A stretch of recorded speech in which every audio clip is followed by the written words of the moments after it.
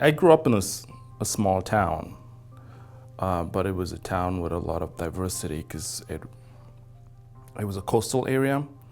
And so Mobile at the time had a drilling rig, and they had like an onshore base. All the people that worked there came through our town, so there was a lot of different tribes that lived in my town. I loved basketball, and we had a public court that was about 15, 20 miles away.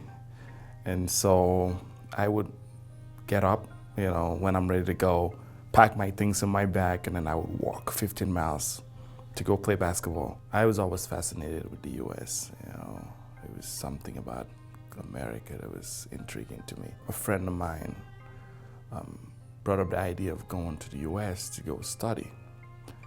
And I thought, that would be cool. That would be a nice idea to go to the US. And, I told my mom. It's easier to talk to my mom.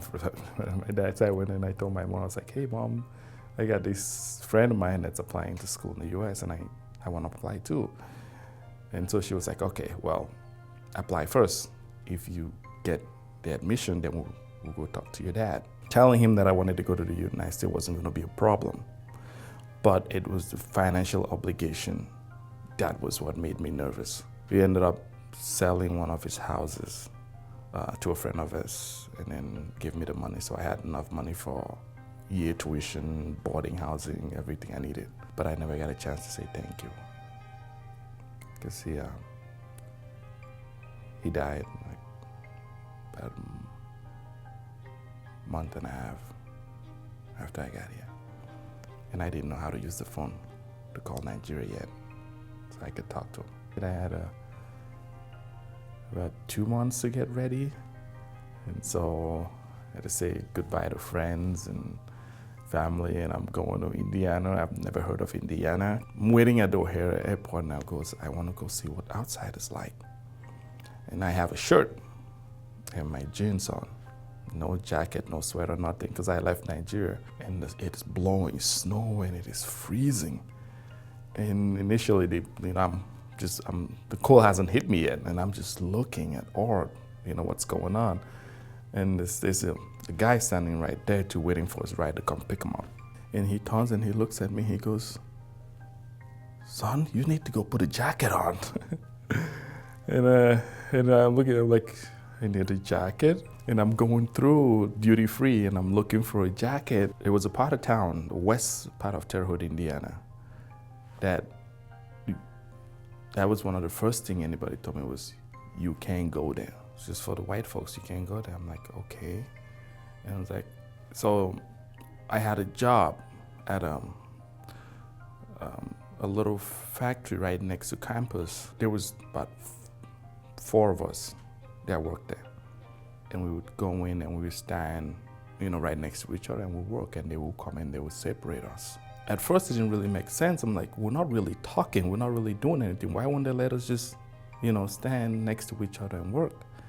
And so we're talking to one of the African-American kids, and he's like, yeah, we don't go to that factory. We don't work over there because they treat you like what you're experiencing. It's like they don't want, because they think you're going to be conniving and you're going to be trying to steal something, and that's why they don't want you guys. They want someone in between to make sure you're not stealing the CDs. I didn't really understand the concept of what racism really was and how I was going to get treated different just because of the color of my skin. A kid from Ivory Coast told me, hey, I'm applying to St. Cloud State University. They have a scholarship for international students. So if your grade's good enough, and I was on the dean list, if your grade's good enough, you can apply and you can get in.